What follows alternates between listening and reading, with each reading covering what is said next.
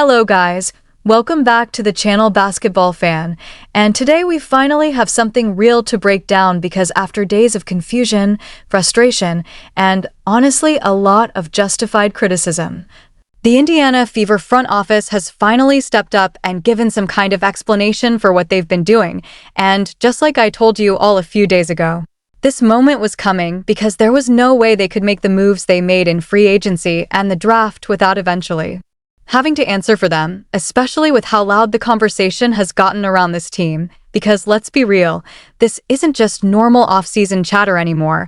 This is full-on scrutiny, and it's centered around one big question. What exactly is the plan here? Because when you look at the Fever's moves, it's not just one decision that has people confused.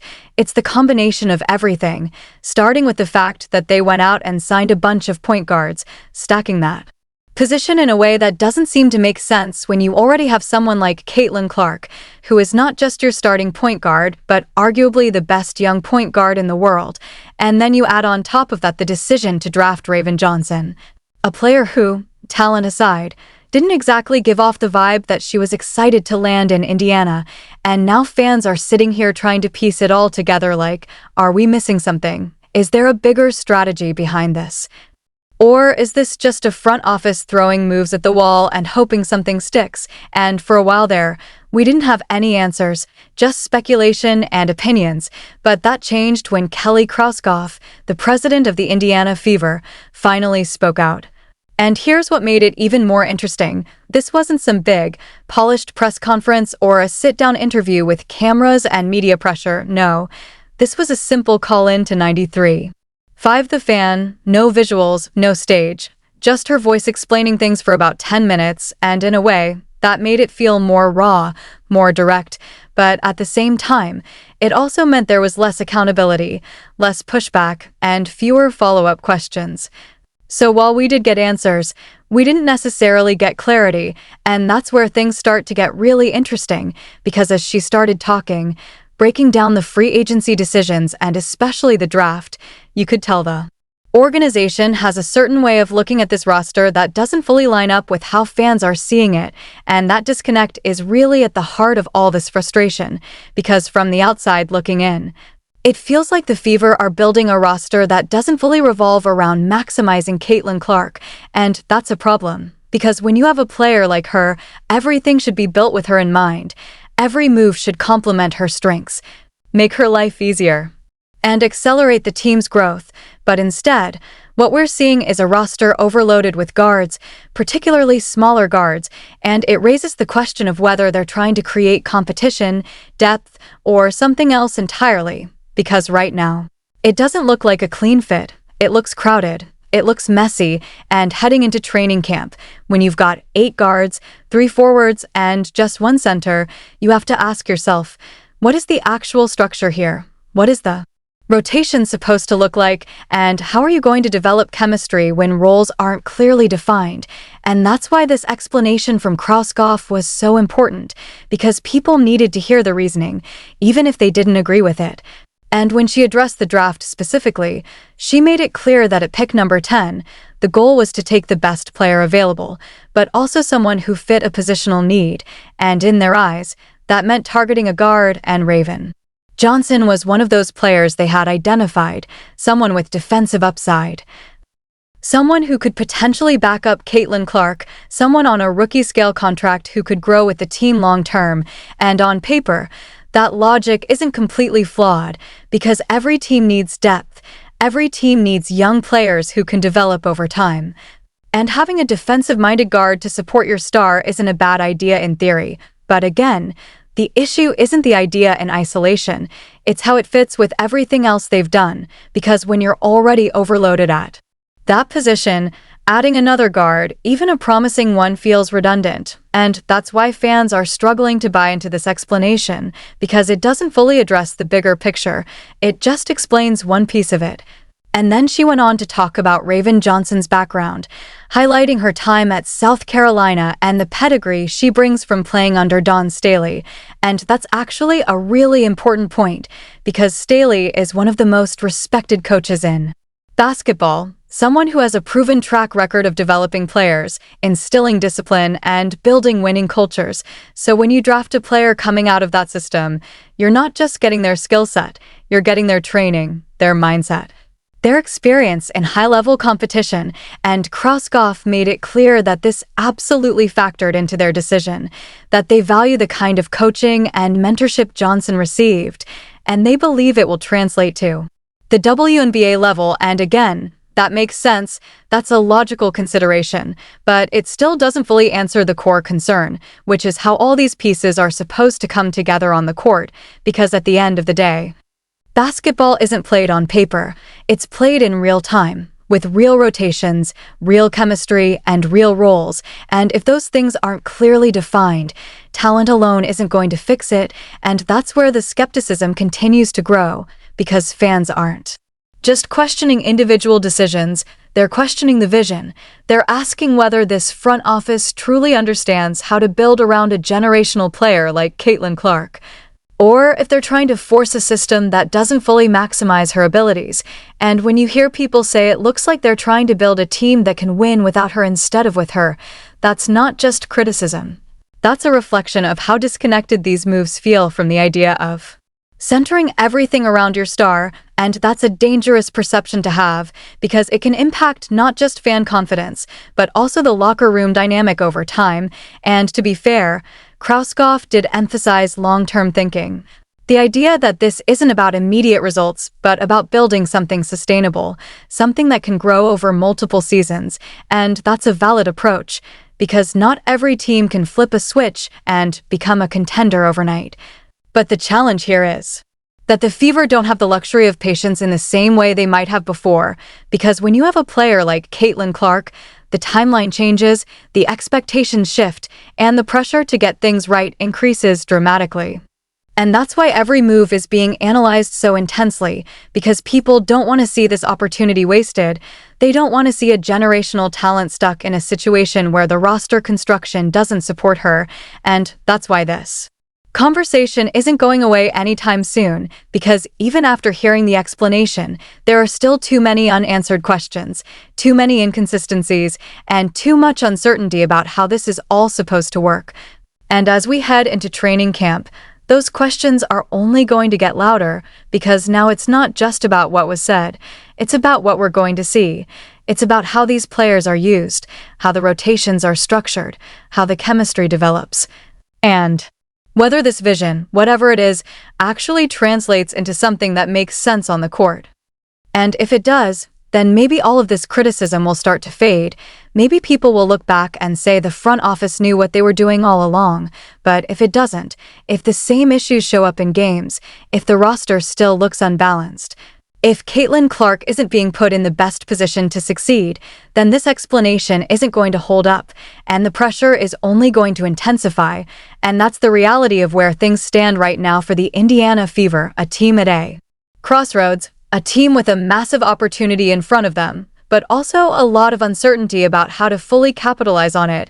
And for us here on Basketball Fan, we're going to keep breaking it all down, every move, every game, every development. Because this story is far from over, and whether this front office proves the doubters wrong or confirms their fears, one thing is certain: all eyes are on Indiana, and everything they do from this point forward is going to matter.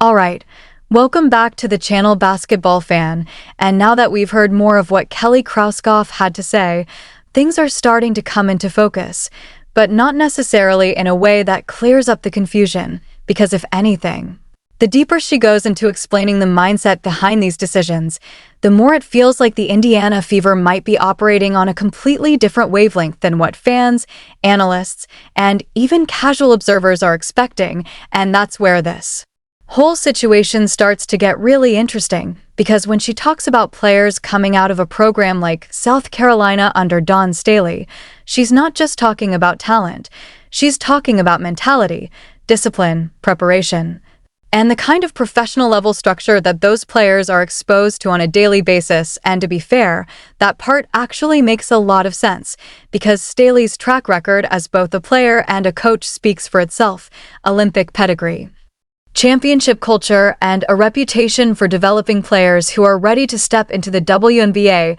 and contribute immediately. So when Krauskopf says that having a player like Raven Johnson comes with a certain level of readiness, she's not wrong. And even the anecdote about their scout attending a South Carolina practice and walking away convinced that any player from that program would be prepared for the league, that's powerful insight. That's the kind of behind-the-scenes evaluation that front offices rely on, and it shows that this wasn't a lazy decision. It wasn't something they just stumbled into. This was calculated. This was intentional. And that right there is what changes the tone of the conversation. Because now we're not talking about a mistake or an accident. We're talking about a deliberate strategy, and that's where things get a little wild. Because if this was the plan all along, if they were always targeting a guard at that spot in the draft, then it means they looked at their roster, saw the imbalance that everyone else is pointing out, and still decided to double down on it. And that's a bold move. But it's also one that comes with a lot of risk, because now you're not just hoping it works, you're betting on it. And as Krauskopf continued to speak, she shifted into the broader challenges of the off-season, talking about the business side of things, the new collective bargaining agreement, the sheer number of free agents, over 100, which is almost unheard of in a league like the WNBA, and the chaos that comes with trying to navigate all of that in such a short window of time. And you can almost feel the intensity she's describing. The back-to-back nature of interviews with draft prospects followed immediately by presentations to free agents, all within the same day, sometimes within the same 8-hour stretch, and that kind of environment doesn't just test your strategy.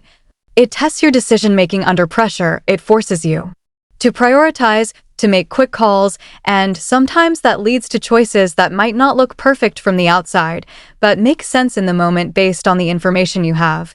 And she emphasized the importance of retaining key players like Kelsey Mitchell and Lexi Hull, players who already understand the system, who have chemistry with Caitlin Clark and Aaliyah Boston. And that part of the plan is actually something most people can get behind, because continuity matters, especially when you're trying to build something sustainable. But again, it's not just about keeping your core. It's about what you add around it, and that's where the disconnect keeps showing up, because while the front office is talking about depth, versatility, and long-term growth, fans are looking at the roster and seeing redundancy, imbalance, and a lack of size. And that brings us to the part of the conversation that really stood out, the discussion about reintegrating Caitlin Clark into the lineup. Because this is where philosophy really comes into play, and Krauskopf acknowledged that it takes time, that even with a player as talented as Clark, there's still an adjustment period. There's still a process of building chemistry, of finding rhythm, of getting everyone on the same page, and in a general sense, that's true. Basketball isn't plug-and-play at this level. Even the best players need time to sync with their teammates. But here's where the pushback comes in, because when you're talking about someone like Caitlin Clark, you're not just talking about any player, you're talking about a generational talent.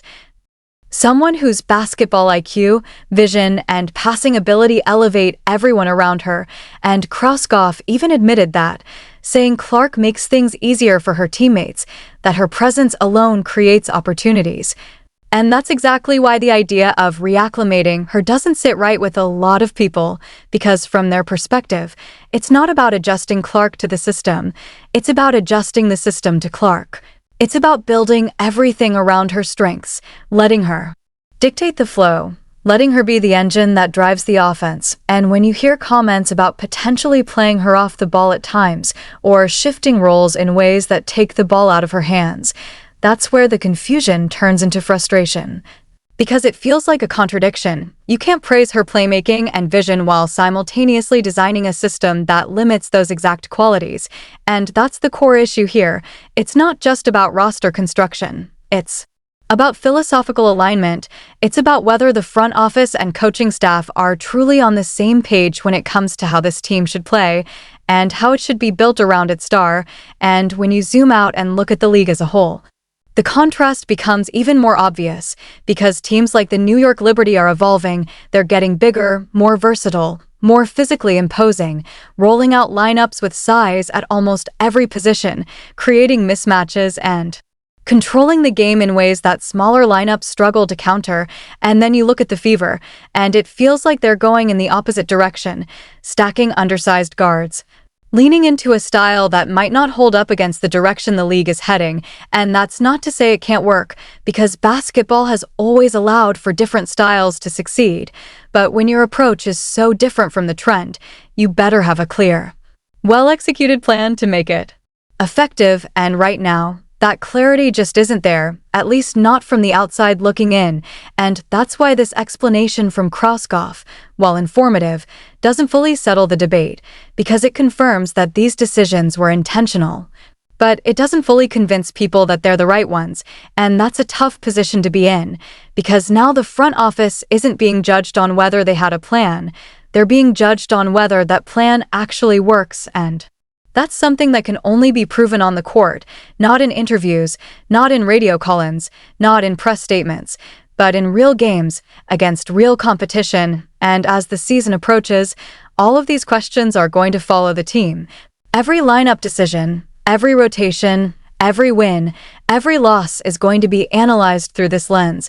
And if things start to click, if the guards complement each other instead of clashing, if Caitlin Clark is put in a position to fully utilize her skill set, if the team finds a way to compete despite the lack of size, then maybe this front office will look ahead of the curve. Maybe they'll look like they saw something others didn't. But if it doesn't work, if the same issues people are pointing out now show up on the court, then this is going to get a lot louder, a lot more critical, and a lot harder to defend. And that's where we are right now, right on the edge of finding out which direction this is going to go.